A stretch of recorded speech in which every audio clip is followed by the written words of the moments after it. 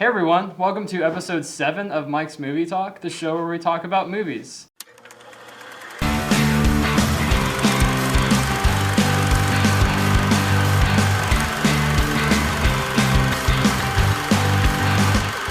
I'm Mike Myers, and I have a very special guest with us today, Jake Lewis. And today we're going to be talking about Spider-Man No Way Home.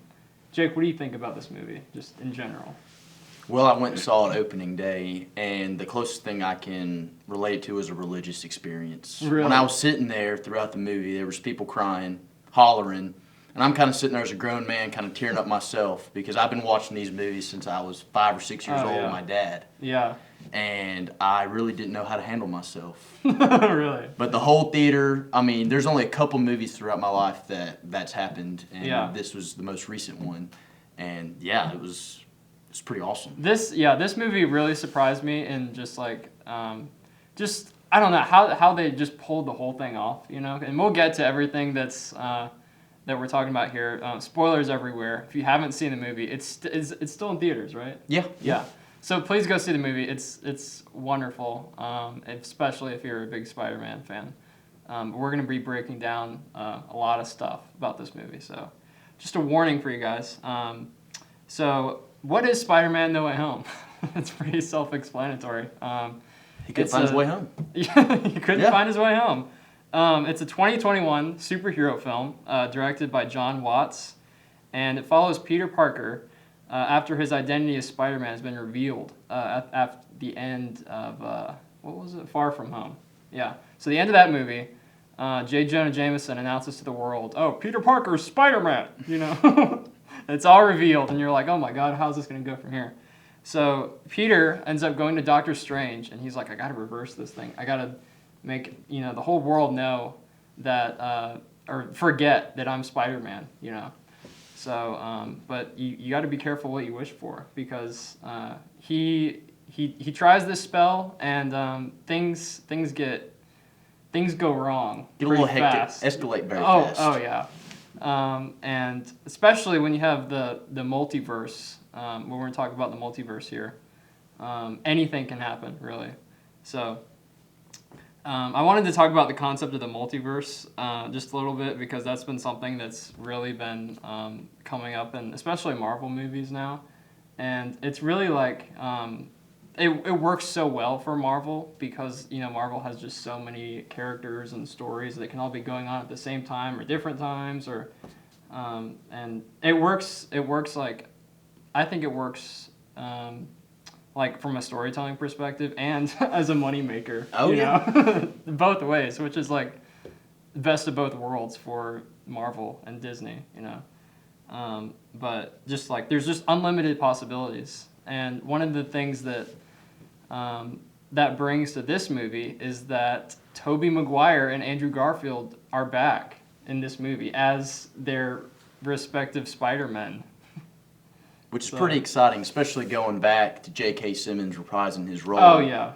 And Love J.K. when we see that, it kind of gives us a little taste of, whoa, like, that was 2000 Spider-Man. Yeah. And it kind of gave you a taste like what's going to happen in this movie. Yeah. So it already got you excited watching the previous movie, then going into this movie. Yeah, and this was like, I remember seeing like over a year ago, probably like 2 years ago, I don't know, but this was like long rumor that they might bring back Tobey Maguire and Andrew Garfield. Do you remember seeing like those rumors and stuff? Well, the memes is what really got me. The three Spider-Man pointing at each other. You're like, oh yeah. Everybody posted that, so like we got to make this happen, or else like there might be a revolt. To be honest, so, if they weren't there, can you imagine? Especially with the multiverse factor coming in, and then the Loki TV show bringing it in for sure, like for certain that the multiverse is a thing, and so that TV show came out for this movie, which we knew they were going to bring that into canon. Yeah. And that got everybody excited because it is a real thing. It's not just hypothetical that we've been talking about this. It's happened. And I think, too, like, just, like, seeing the movie, it almost felt, like, unreal. Like, almost like there's no way they would do that, It's like, because I watched it, and I was like, it's almost like a fan film. Because we've been talking about this for so long. Yeah, and I was like, they really did it. They brought back, Tobey Maguire from his trilogy of Spider-Man movies and Andrew Garfield.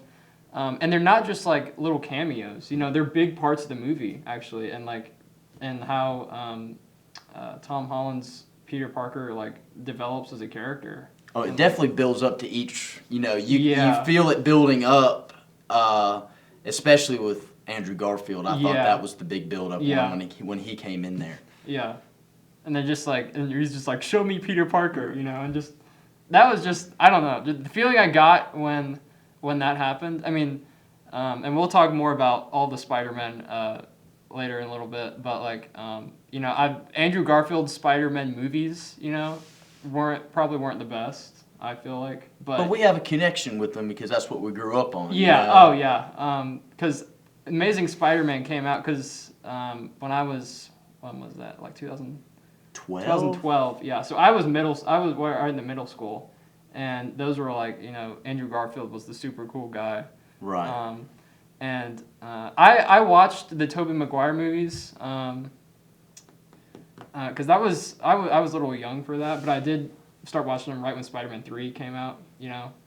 Which was the bad one to get into, Yeah, the dancing scene and all that. Just I think I went to see that in theaters. I don't remember, but that was like first grade or something. Because I remember watching it, and Green Goblin gave me nightmares. Watching that because I mean he was a great villain, and that's that gave me my love for Spider-Man because I like if it's a good villain, it makes a good superhero. Oh yeah. So I thought the Green Goblin was magnificent in that movie. And at the same time too, with the multiverse concept, so what happens here is like everyone who like Peter Parker was Spider-Man from all these different universes, Tobey Maguire's, Andrew Garfield's universes, they all come flooding into Tom Holland's universe. So then that means like the villains are back too. So you have Green Goblin, Dr. Octopus, Electro, Sandman, the Lizard. They're all coming in, and when I was watching it, I was like, are they gonna be able to pull this off? Like, this is a lot. They're throwing a lot into here. There's so many characters. Was it 3 hours long? Was it 3 hours? I think it was about 3 hours. It didn't feel like 3 hours. Especially with the intro to Doc Ock when he came in on the highway, and you just saw the arms come up. Yeah. And that was the first time the theater really lost its mind. Mm-hmm.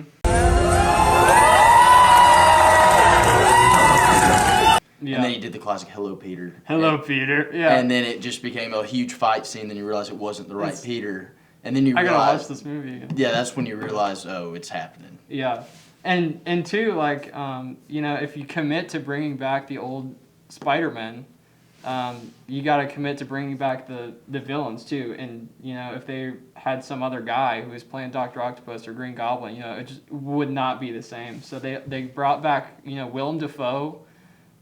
Jamie Foxx, Alfred Molina. Alfred Molina, yeah, they brought them all back, and that was something that really that was just like wow. And they did Jamie Foxx some justice because that Amazing Spider-Man 2, they did him down. Yeah, that was pretty bad. He looks a lot different in this. He doesn't movie. look anything like the cartoons we grew up watching. It turned him blue. And it almost It just and his hair. I mean, it was awful. So they actually they made him like look. They redid that, or they rectified that mistake, I guess you could say. Yeah, big time. But yeah, so like in your opinion, bringing back all these characters, and a lot of other movies have done this too for like nostalgia's sake. Let's just bring back the old guys and put them in there. People like to see that. But do you think like this isn't just? Do you agree that it's just not like I don't think this movie's just a little cash grab. Bring back some characters. Yeah, it's definitely not like the Expendables where they bring the Terminator, they bring Rocky all together, which is just kind of weird. But you watch it because those are your favorite guys. Yeah, and they know like you want to see those characters again, so they're like, just put them in there, This was definitely planned. Like this has been years in development, and it finally just came together. And I thought it was perfect. I thought it was kind of cool how Tom Holland's Peter Parker tried to save the villains one by one, trying to fix their individual problems. Ended up causing a bigger problem, but it just showed like Spider-Man's true heart trying to help each one of these guys, because they all had there was a reason they became a villain. They all died fighting Spider-Man. Right. Yeah, and so he wanted them to have a happy ending, I guess. Yeah.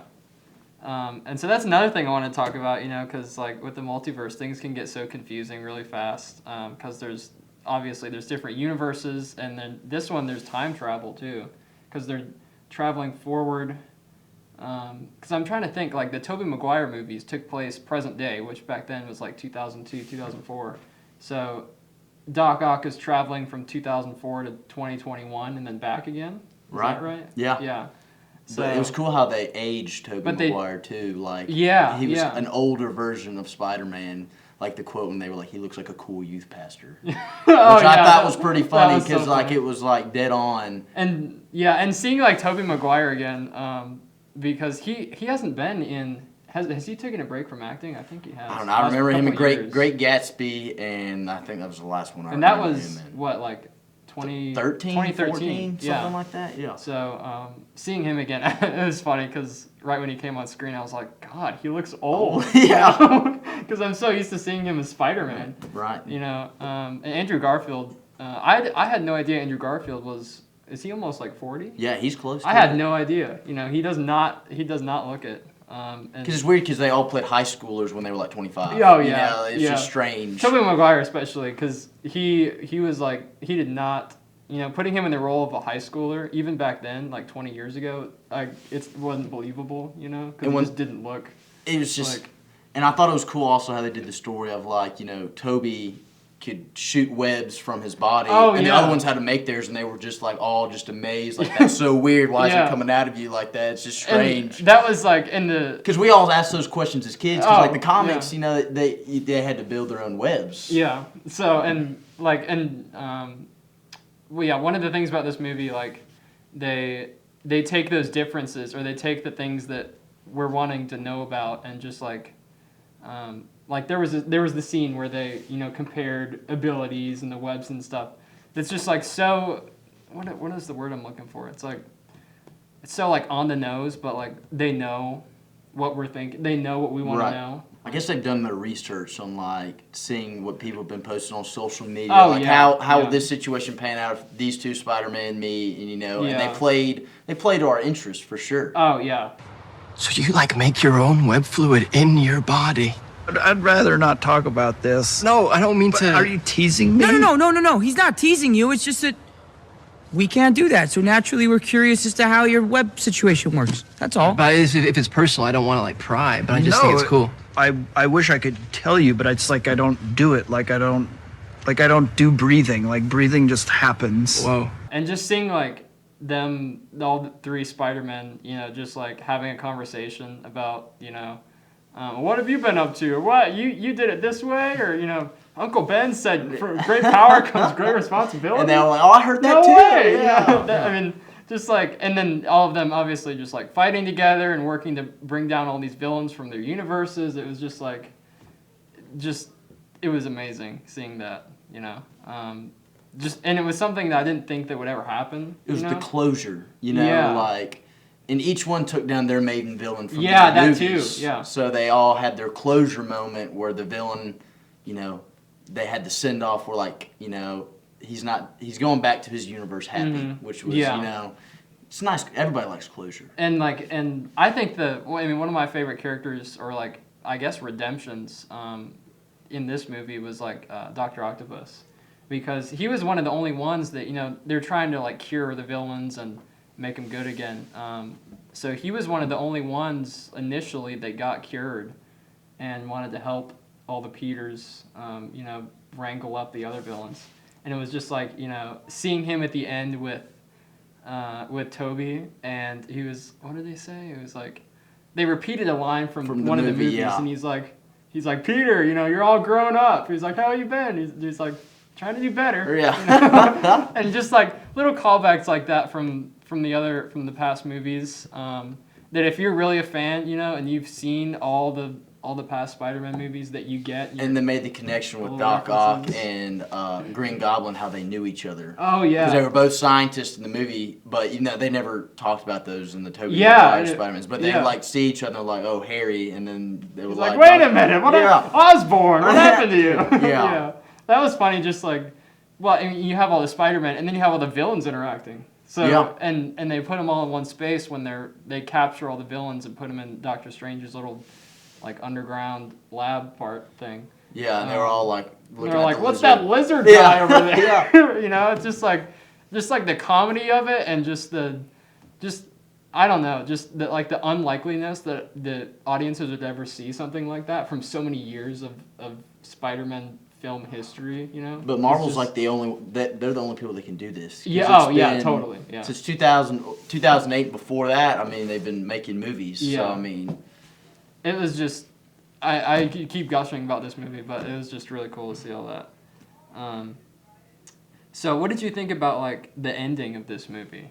So, you know, they send all the villains back, and but what was it like? The only thing that the ending sucked.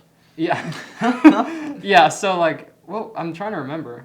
So Doctor Strange, the universes are breaking apart. Yeah. and So then the he only way that saves- he could fix it was like if people forget completely like he doesn't exist. who Peter Parker is. Right, going on. He sees MJ and Ned, and they just don't remember him at all. Well, they're opening their college letters about how Yeah. they got into MIT or whatever school they were trying Yeah. to get into, and he went to go buy ice cream and had this Yeah. whole letter written That was out. so sad. Oh my god. And he goes up to MJ, and she's like, "Can I help you?" You know, No recollection. and just there's nothing there. And then you're kind of pissed off a little bit. You're like, Yeah. It was 2 hours and 30 minutes of just like, oh my gosh. And then at the end, you're just like, Oh, like, Oh. come on now, like. yeah.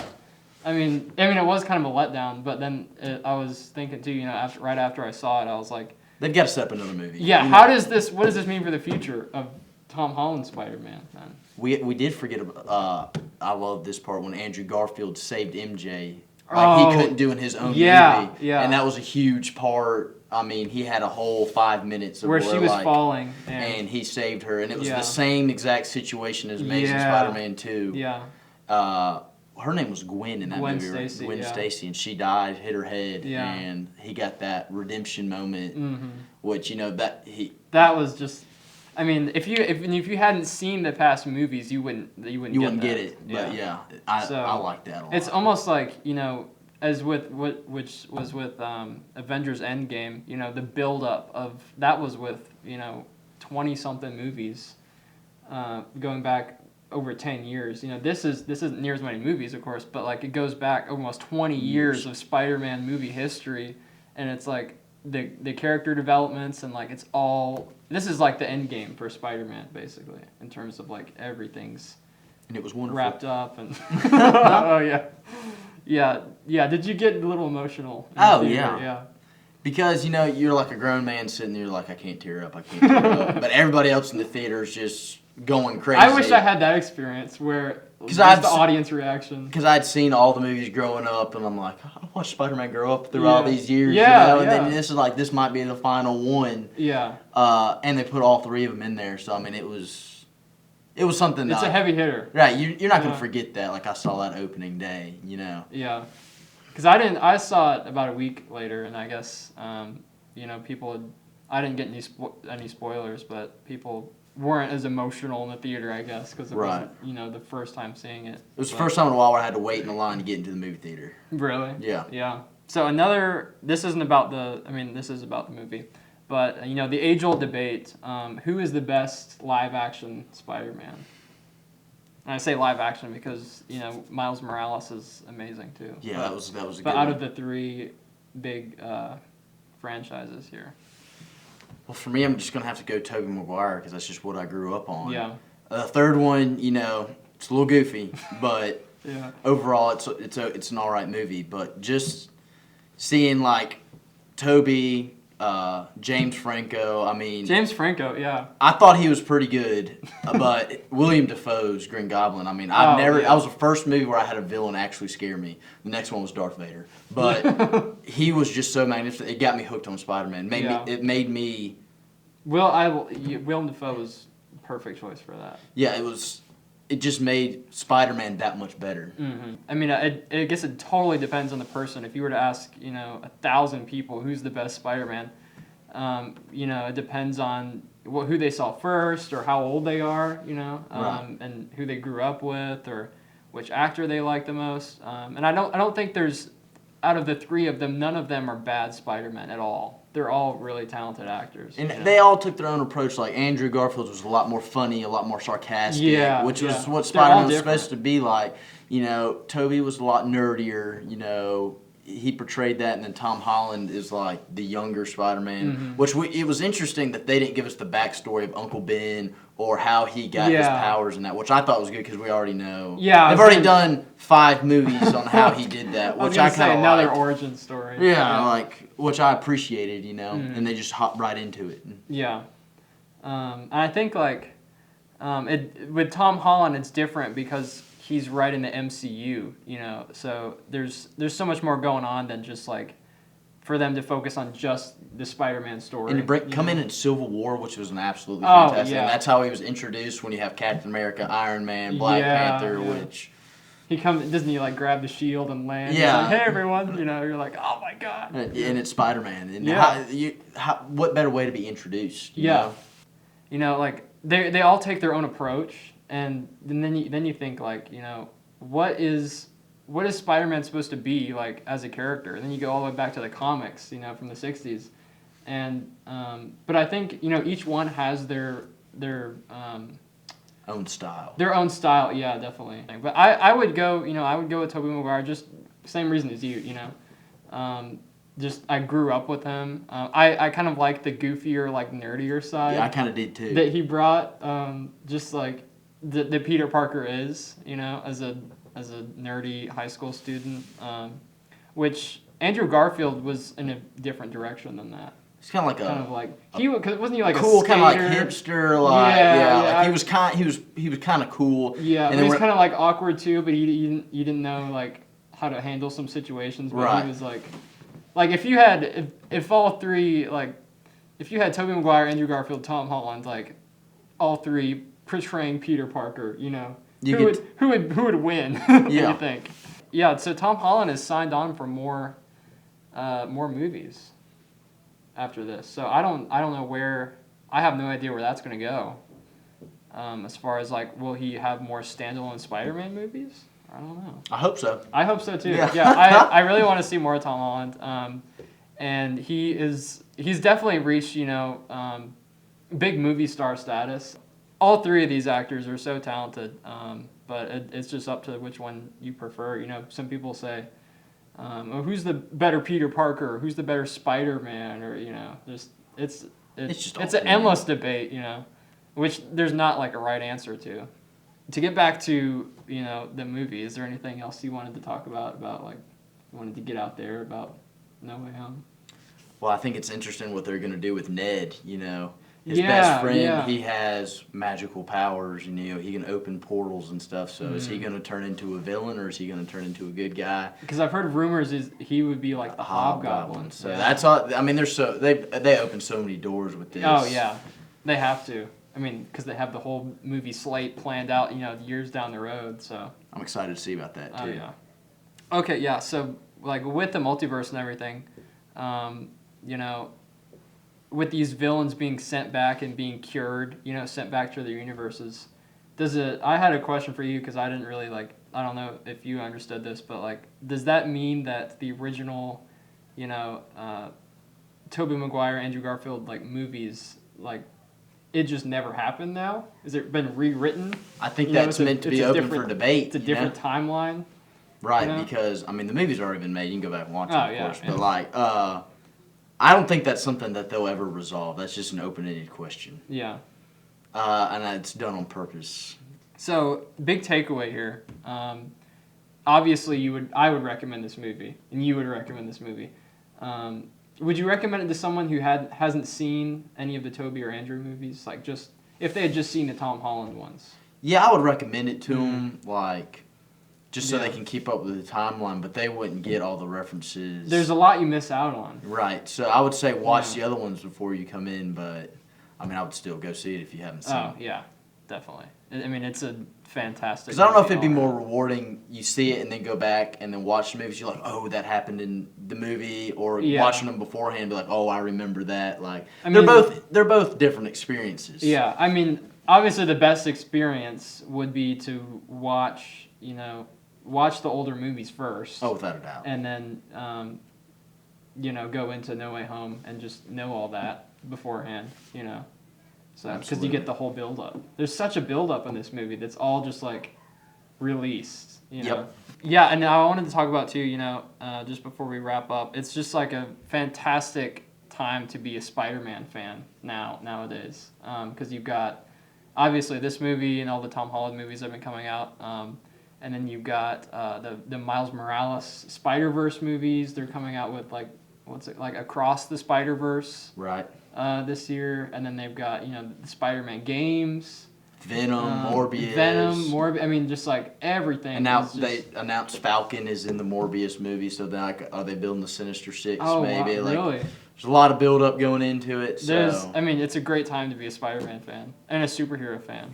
for sure. They're just like the past 15 years, the MCU's been going around. I'm all for it. Oh yeah, I am too. Yeah, so that's about it. I want to thank you guys for watching. Thank you, Jake, for coming on the show. Anytime. Talking about this amazing movie. And I'll see you guys in the next episode in 2 weeks, so keep an eye out for that. See you guys later.